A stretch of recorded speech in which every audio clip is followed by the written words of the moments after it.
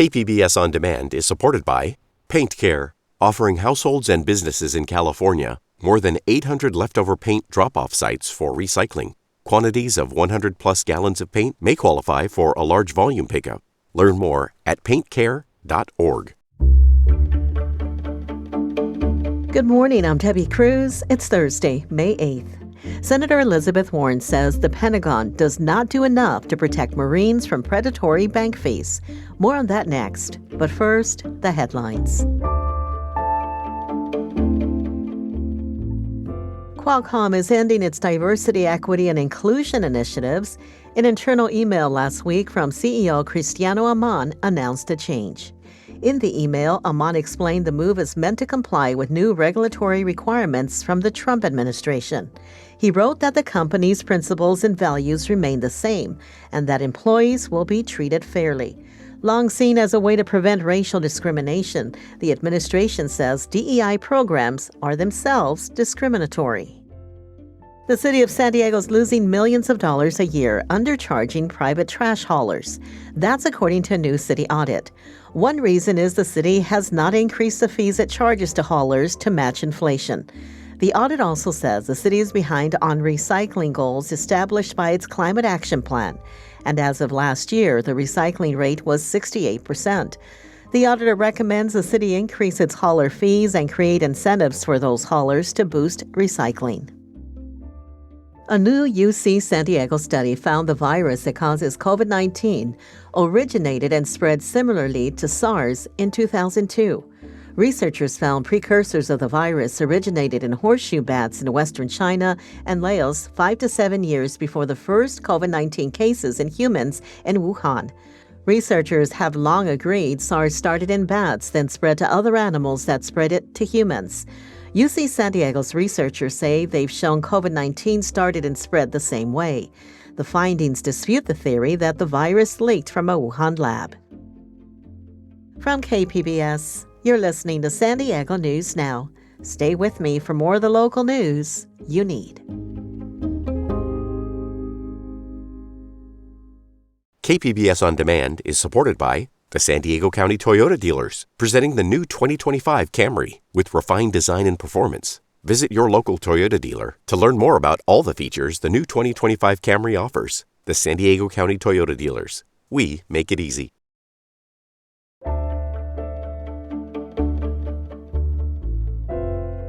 U.S. Senator Elizabeth Warren is calling on the Department of Defense to pause a contract with an Oceanside-based credit union. Investigative reporter Scott Rodd says the credit union collects millions of dollars in overdraft fees every year from Marines. Frontwave Credit Union has an exclusive agreement with the Marine Corps. Tens of thousands of Marine recruits come through San Diego for boot camp every year. The Marine Corps funnels many of them into Frontwave to set up checking accounts and process their paychecks. A KPBS investigation last year revealed Frontwave relies on overdraft fees from these young Marines as a key source of revenue. Members of Congress launched an investigation into the company's practices following our reporting. Senator Warren is leading the effort. Here's what the Democratic lawmaker told KPBS last year. We were concerned that young Marine recruits are just plain being cheated. Frontwave's contract with the Marine Corps is now up for renewal. Warren sent a letter to the DoD this week calling for a freeze on the contract until better financial protections can be put in place for Marine recruits. The DoD declined to comment. Frontwave did not respond to multiple requests for comment. Scott Rodd, KPBS News. Faculty at the University of San Diego are on strike again today. Education reporter Katie Anasta says they're calling on the university to bargain over cutting courses. Adjunct faculty in USD's College of Arts and Sciences voted to unionize last summer. They've been negotiating a contract since September. Along with salary increases and benefits, the union is calling for compensation if courses are canceled shortly before the semester starts. Sociology professor Jessica White says it could give faculty like her more stability. She teaches 4 classes at USD and 3 at a community college. And it's not easy, but as a single person supporting myself in San Diego in a system that doesn't give me guaranteed work, I essentially am afraid to say no to anything that's offered to me. University spokesperson Elena Gomez says the union's demands would equal a significant increase to undergraduate tuition. Katie Anastas, KPBS News.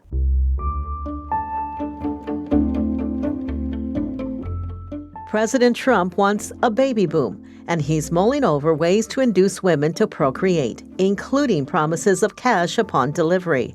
I spoke with reporter Amita Sharma, who says many believe the times are far from ideal for women to give birth. Why does President Trump want women to have children? Well, put simply, the United States does not have enough kids. Birth rates are low. They are around 1.6 per woman, which is really below replacement levels. You need 2.1 just to break even. And what's really obvious is children are vital because they are our future taxpayers. Our society depends on them to pay for things like public education, the social safety net, roads, bridges, you get the idea. So to boost birth rates, the Trump administration is considering offering some incentives. They include setting aside 30% of Fulbright scholarships for applicants who are married or having kids, funding reproductive education, and giving $5,000 to a woman after she delivers a baby. I spoke with a local woman by the name of Parrish Glass. She's a mother of 2 young children. She says those ideas are insulting. I think it's a joke. It's silly. $5,000 to anybody that's already had a child knows that is chump change when it comes to getting the supplies that you need, bassinet, crib, diapers. And then once the child gets here, you have all of these expenses like childcare. So how much does childcare cost in San Diego County? Debbie, it really depends on the age of the child. The cost can range from $1,200 a month to even above $4,000 a month. And there is other pressure on potential parents. They have to start their careers. They have to pay off huge student loans.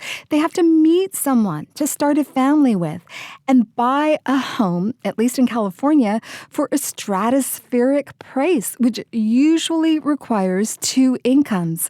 Courtney Baltiski of the Children's First Collective, which pushes for better access to affordable childcare, says Trump needs a full pro-family agenda to boost birth rates. As an advocate for children and with working families, I don't see comprehensive public funding for childcare. I don't see enough public funding for our education systems. And I don't see a commitment to paid family leave. Amita, are finances the only reason women are having fewer children? No, they are not. A survey put out last year by the Pew Research Center found that just over half of women have zero desire to have kids. Some don't like them. Many are worried, though, about climate change. They're worried about the state of the world. UC Davis law professor Mary Ziegler, she specializes in the politics of reproduction. She says, in states where abortion is illegal or restricted, it is simply dangerous for a woman to be pregnant. Because there's ambiguity in the meaning of abortion that complicates not just access to abortion for people who are seeking it, but access to miscarriage management and stillbirth management for people with pregnancy complications. Now, pronatalists, these are the people who want women to have more babies, overlap with pro-choice opponents in really curious ways. Ziegler says GOP-led Idaho, Missouri, and Kansas have actually argued in court papers that internet-savvy teenage girls' ability to obtain abortion medication online is harming the states because it's reducing their birth rates. Which is a really weird thing to say, because one of the kind of points of bipartisan consensus for a long time, even among people who are generally pronatalist, was that teenagers shouldn't be having babies. And No conversation on this topic would be complete without mentioning that among some on the right, there is explicit talk of trying to get more native-born Americans to have kids so as not to be replaced by immigrants' children. And at a natalist conference in Texas in March, there were eugenics proponents who want a society with more suitable races or blood over less suitable races.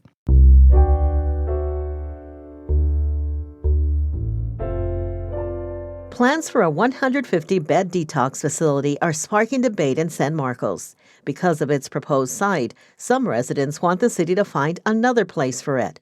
But North County reporter Tanya Thorne says a state initiative may be in the way. The proposed site is near Palomar College, San Marcos Middle School, and the Montessori School of San Marcos. Stephen Messenger is one of the owners of the Montessori School. That's probably the top concern of ours is the safety of the students and what the students are going to see and witness as they come and go with this being such a basically adjacent, this sharing a parking lot, sharing entrances to the preschool.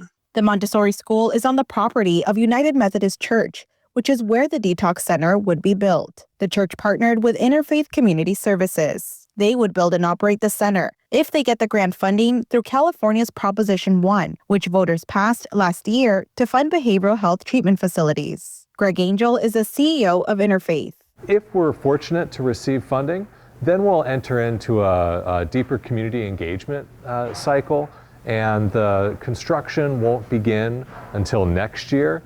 The site, at the earliest it would open, would actually be 2028. Some residents want the city to find a different site, but city leaders say Prop 1 does not allow local control. But all of this depends on whether Interfaith gets the grant. That's expected to be announced later this month or in June. Tanya Thorne, KPBS News.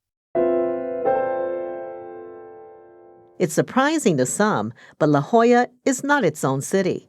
Voice of San Diego CEO Scott Lewis has an update on an effort to change that. The fight for La Jolla's independence is officially on. And just like many historic revolutions, it's starting with the exchange of stern letters. But these have footnotes. This all has to do with a government agency with a long name, the San Diego Local Agency Formation Commission, or LAFCO. It decided the group that wants to make La Jolla its own city collected enough signatures to start that process. The Registrar of Voters had determined that too many signatures were invalid, but LAFCO said they were fine. San Diego Mayor Todd Gloria called LAFCO's decision outrageous and threatened to sue. He says some of the submissions were illegible and just plain incorrect. But LAFCO says the signatures were only missing things like the zip code or a person's name was different from the voter roll, something like Chris versus Christopher. Game on. If the city can't stop things, LAFCO will begin the long process of negotiating just how much money La Jolla will have to pay San Diego to leave, along with thousands of other big and little decisions. And then, finally, LAFCO would vote on approving that deal. And if they approve it, La Jollans would vote on whether to leave. And if they vote yes, then all of San Diego will vote. It'll probably take 100 years, more or less, but we'll follow it every step of the way. I'm Scott Lewis from Voice of San Diego, and that's why it matters. In one San Diego neighborhood, a set of secret stairs were a place of art, history, and gathering until last year's floods left them in disrepair. Reporter Katerina Portela says neighbors organized a cleanup, yet the flood's impacts remain. In a pocket of southeast San Diego lies a quiet neighborhood called Valencia Park. Nestled within is something that many may miss: the secret stairs. According to neighbors' oral history, it began decades ago as a dirt trail. But in varying local legends, it became a symbol of young love. In the story, a man walked along the trail every day after work, picking poppies to bring to his wife. Eventually, stairs were built, and they became well used by the community, to be known as the Valencia Park Secret Stairs. The predominant feeling I had is I used to walk these stairs to go to Morris High School. Rather than going around this way, I would take here and sometimes shoot up this way. Barry Pollard is a longtime resident and head of the Urban Collaborative Project, a community nonprofit that launched a beautification project for the stairs in 2022. So we came up one time and just looked and said, This would not look like this if we were in La Jolla. Pollard gathered a team of local artists and community members who painted a mural featuring the legendary poppies. He said it was a powerful way to bring the community together. They came out, they pitched in, so it was really a good community building sort of effort. Griffin Taylor moved to Valencia Park in 2023. He soon discovered the stairs and made them a treasured feature of his daily walks. But then came the devastating flood that hit the area in January of 2024. Neighbors say a river of rain ran through their backyards as street drains clogged up. The force of the water caused fences to collapse and a mudslide to flood into the stairway. I drove to work the next day and it was like destruction. It wasn't just like, oh, it rained and there was a little flooding. It was like, the fences were falling over. There was debris everywhere. As the neighborhood slowly recovered from the flood, Taylor and others grew increasingly disheartened with the lack of effort on the city's part to repair the stairs. That made me frustrated to think, like, here I am in this neighborhood that's historically Black and that is, has been unattended to, that this community's needs are not being addressed. Community members complained to San Diego City Councilman Henry Foster, who represents Valencia Park.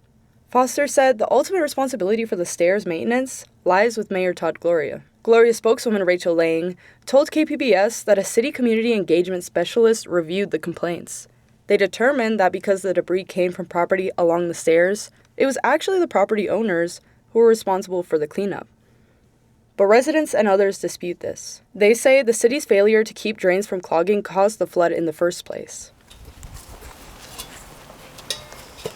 In late April, Pollard and other local leaders rallied neighbors to use Earth Day as an opportunity to clear debris.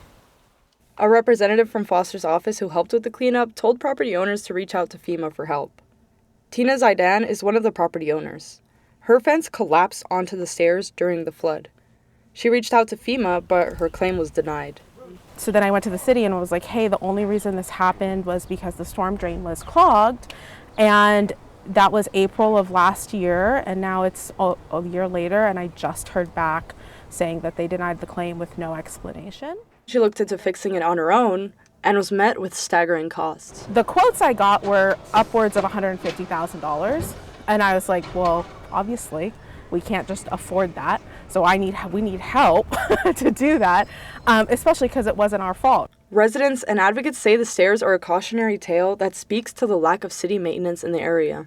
I feel like it makes our neighborhood look worse than it is. Like, why can't it be maintained and used in a way for public access for everybody to be able to use it and walk their dogs the way that we used to be able to do? Thanks to the community's hard work, the secret stairs are back, for now.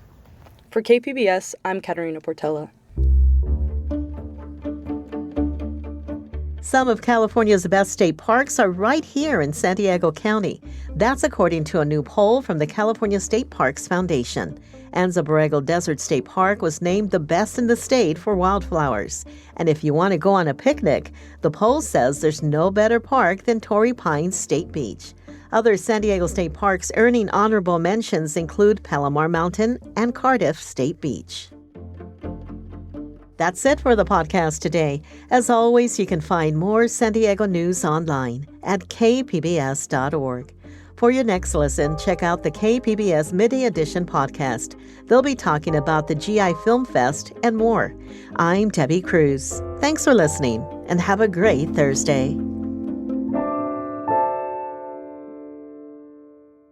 KPBS On Demand is supported by Latino Legacy Foundation, presenting their Storyteller series, Reach for the Stars with Ellen Ochoa, the first Latina astronaut, former NASA director, and San Diego native, Sunday, June 29th. More at latinolegacyfoundation.org.